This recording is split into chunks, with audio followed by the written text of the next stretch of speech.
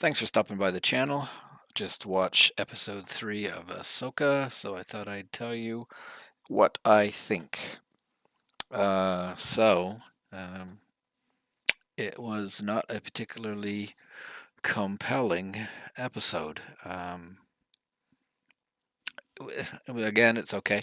It looks fantastic. The CGI on it, the planets, the ships, the uh, battle sequences, all of it looks really good, but what started to become self-evident is the acting of pretty well every character except for Sabine is what I would describe as wooden. Very lots of staring into space and standing around looking at things and no reaction whatsoever to most things. And yeah, it's just like there's a part when the Dark Jedi tells his henchmen to go look for Ahsoka on this planet, and then they disappear, and he sort of stands there staring into the distance for longer than he should have. It's like, yeah, okay, time for lunch or something. But he stands there. So it starts off fairly well, where you have Ahsoka and Sabine is trying to, um, if nothing else, learn how to wield the uh, lightsaber that she got. Um, with some competence so that she's not going to get chopped in half or run through again. So they do this sort of repeat of um, training montage that I guess you could say harkens back to Luke Skywalker and Obi-Wan on the Millennium Falcon.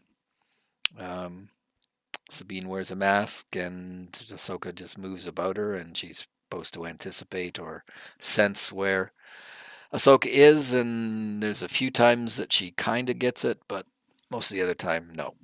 So then frustration, and that's it.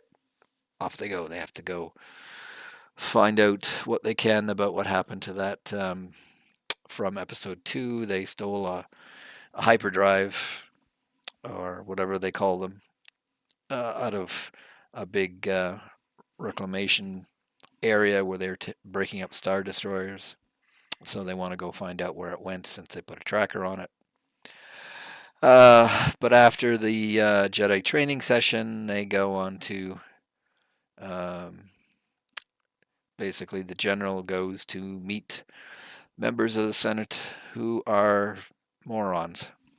Uh, it just, if you're thinking about the story, you understand why the First Order was able to get ahead because they're all like, oh well, you just no proof. No, we can't be bothered sending some troops off. And this is kind of a theme that appeared in The Mandalorian. Oh, we can't be bothered. Everything will be fine. So one of the senators is the senator from Andor, but you wouldn't know that if you've never seen Andor. And there's no reason why the camera's on her face quite often in this confrontation. Just another senator.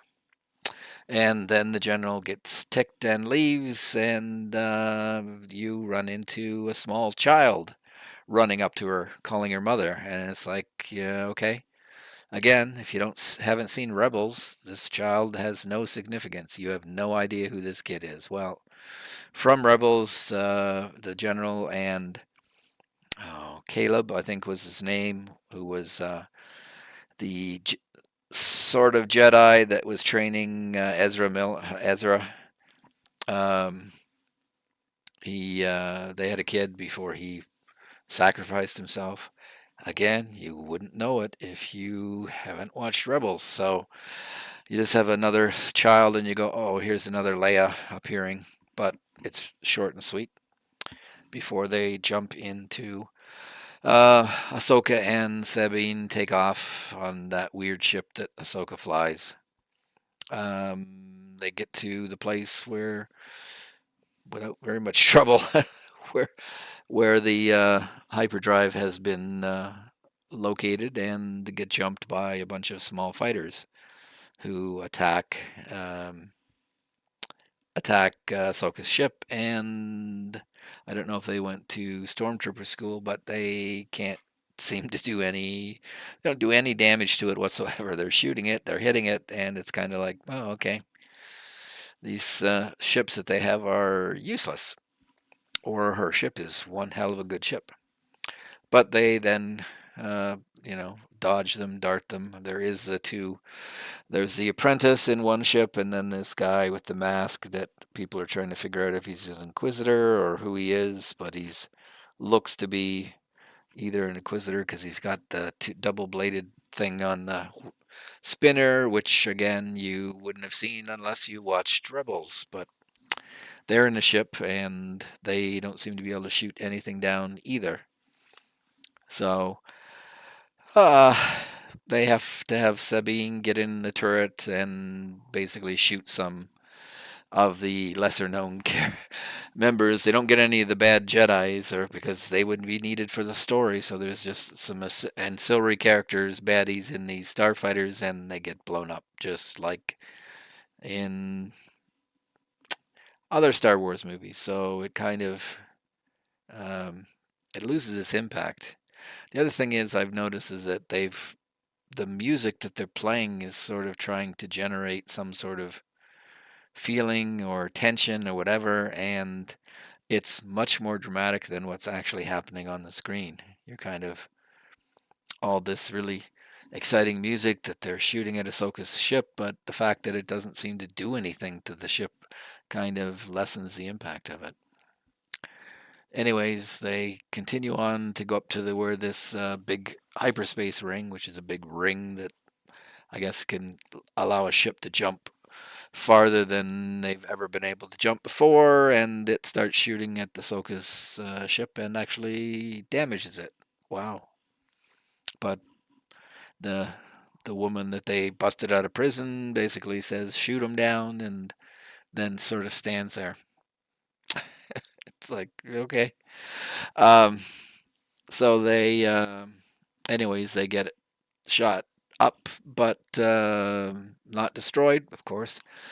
And then the weirdest thing I've ever seen is Ahsoka gets in a spacesuit and climbs onto the um, outside of her ship to defend against these fighters that don't seem to be able to do much damage to her ship anyway. So that's very much like Rey and the Tie fighter that she cut in half by jumping in the air, kind of the same sort of thing, which is okay. Um, it was kind of ridiculous, but anyways. Sabine manages to get enough power to the ship that they can land on the planet. They head for the planet, and these giant space whales, appear. Again, they're from Rebels. If you didn't watch Rebels, you won't know what these things are, and I don't know why they're where they are. They look at them with hope that, well, those are the things that were there when Ezra disappeared, but Ezra is someplace else, so why are these whales where they are? Anyways, they fly amongst them and then land on the planet, and at that point, they are able to hide, and that's when the Dark Jedi, or whatever he's going to turn out to be, sends his henchmen off to find them, and that's it. That's the end of the episode. So again, it looks very good. There's no sense of tension from the actors in this. It's pretty bland, the acting. So, of the three episodes so far, I like the first two, with their flaws, but this one is kind of a meh, like not particularly good. It's not bad, it's just bland. It's the whitest bread of the whitest bread in the Star Wars universe.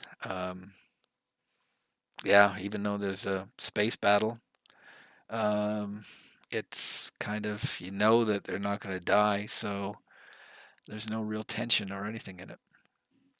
Okay, so that's my opinion of it. I hope that episode 4 is better because the quality seems to be declining, and apparently the numbers on the show haven't been the greatest, mainly because again, they've tied it to the Rebels and the shows on Disney Plus so much that only real fans will watch the show. Um, if you're new to sort of that section of the Star Wars universe, the animated series Rebels, again, who's the space? What are the space wheels? Who's this kid? Who's the senator? You don't know. Nobody, again, I know enough. I've seen enough of him, and I've looked on YouTube and figured it out. But yeah, this could have been better.